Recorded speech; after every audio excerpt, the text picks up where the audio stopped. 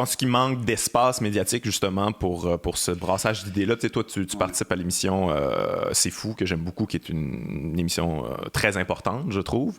Tu trouves-tu qu'il en manque? Tu trouves-tu qu'il devrait en avoir plus, que ça devrait être plus mis de l'avant en général? Moi, je pense qu'il peut tout le temps y en avoir plus. Ouais. Je pense aux émissions de cuisine. Je vous donne souvent cet exemple-là.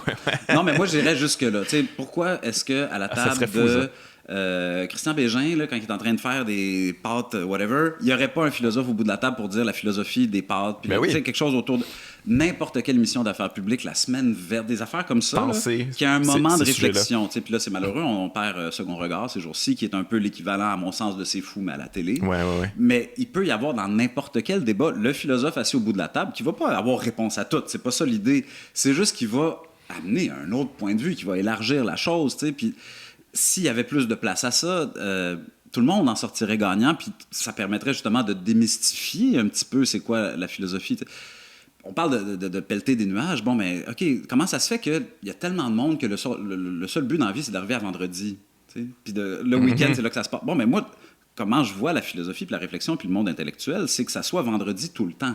Ouais. Il y a comme une espèce de, OK, ben moi, du lundi matin, je réfléchis. C'est parce que normalement, c'est le dimanche qu'on réfléchit. Si on arrive à réfléchir le dimanche avant de rentrer à la job le lundi, puis qu'on se dit « Ah non, j'ai pas envie », on peut flipper la logique de l'affaire, puis que ça soit tout simplement demain, ça va être comme, tu sais, il n'y en a pas d'arrêt. Il n'y a pas de retraite d'un monde philosophique. Tu sais, moi, le concept de retraite, j'ai écrit là-dessus dans mon premier livre. Pourquoi? On n'a pas besoin d'aller là. On n'a pas besoin de se retirer si on se dit que toute une vie, de toute façon, on est pogné pour pelleter des nuages, je vais prendre ton expression. On n'arrêtera pas. Puis il y a bien du monde qui vont faire « Ah, ben là, moi, j'avais une étudiante qui me disait ça. Ouais, mais vous savez, c'était le premier cours, introduction à la philo. Vous savez, monsieur, je vais avoir le temps pour toutes ces grandes questions-là quand je vais être à la retraite. » Puis là, j'ai fait...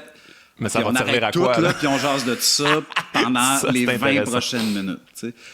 Je penserai plus tard. C'est un peu ça. Je penserai plus tard. C'est très... Puis, évidemment, il ne fallait pas que je la juge parce qu'elle aurait créé un mur. Non, mais juste c'est intéressant. Vous n'avez pas tout seul à penser ça. Là, non, c'est ça. Mais je lui dis, il va être trop tard. Tu sais, tu commences à penser à 65, 70, peu importe l'âge de la retraite.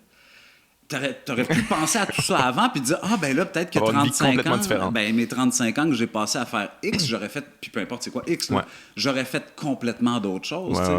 Donc la philosophie, la réflexion par rapport au sens de la vie, là, pour arriver au plus basique de l'affaire, à mon sens c'est toujours déjà urgent. Il est go maintenant là.